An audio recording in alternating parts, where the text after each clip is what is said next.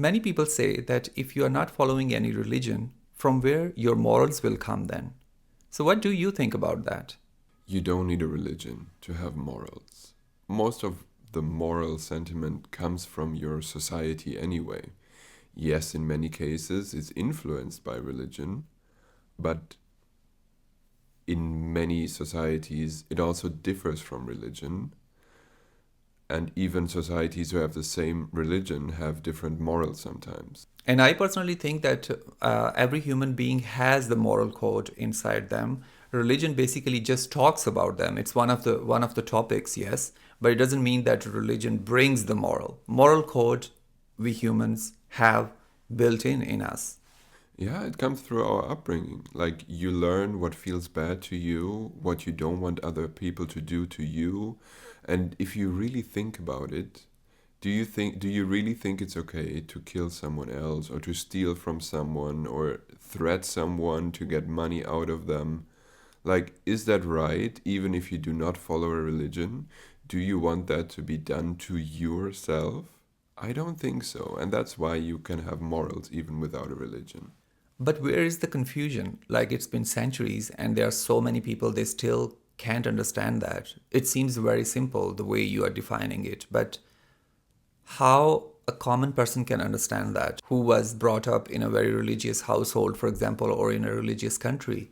Well, the first thing I would say is not everything you learn from your religion must be wrong. I mean, if your religion taught you you shouldn't kill people, you shouldn't steal from people, that's great. You shouldn't do that.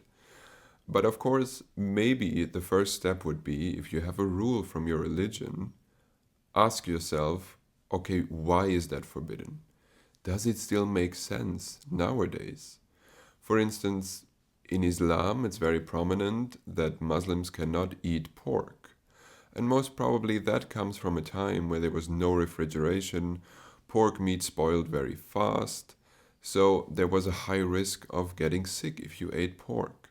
But nowadays, with fridges and more sanitization and all of that stuff, you don't have to worry that much anymore and you don't have to protect yourself from those dangers anymore. So in that case, that rule wouldn't make sense anymore today, even though it would have made a lot of sense 500 years ago. And same, for example, Christianity, they talk so much about this not having sex before marriage, and it makes totally sense in that times when there was science was not that advanced, and if woman is pregnant, and if you don't know who is the father, that would be a big problem because women were not allowed to work or financially they were not that stable that they could take care of themselves and the child as well. So you had to know who is the father so he can be the provider, financially the provider at that time, right? So this was also I think one of the things which is still being used, and especially for women to put them down. I mean, I'm not saying that you should be just go out and having sex all around if you don't want to, great. But if somebody chooses that, especially a woman or two adults, we should not be judging them on the name of a religion. And especially if it comes to women, that rule you shouldn't have sex before marriage is also from a time where there was no birth control. So it was quite common that if you had sex before marriage, you would get pregnant and you would get a child. But nowadays, that's mostly not the case because, of course, women, they know about their bodies and they know about birth control.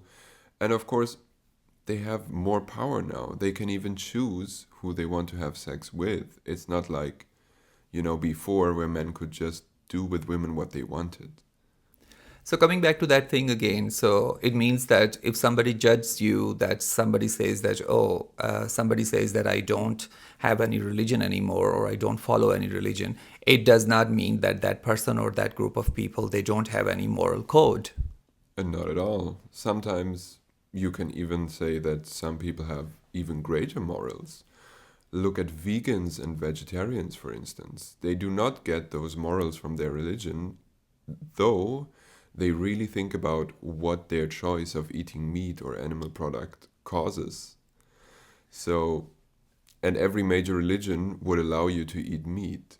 True. I mean, sometimes I think about this, I'm like, either you don't eat any animal, because of course you cause them a lot of pain. I'm talking about all the animal industry what we have created, because the consumption is so high for the meat.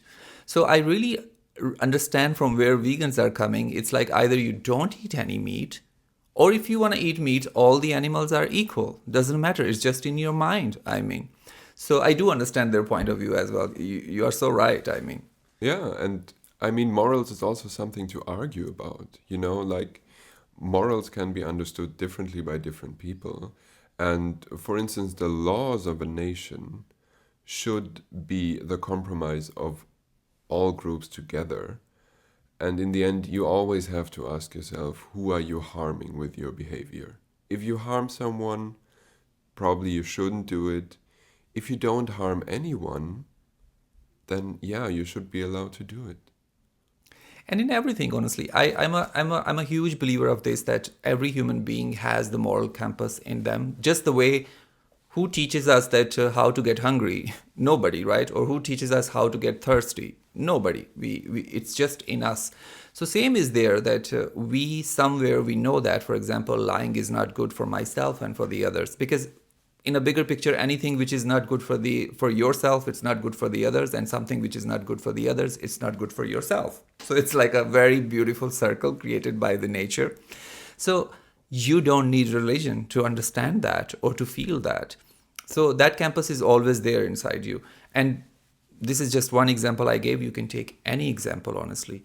So yeah, I don't know why still we are, not everybody, but many people are still stuck with this, that, oh, religion and moral code are so like together, and because of the religion we have the moral codes.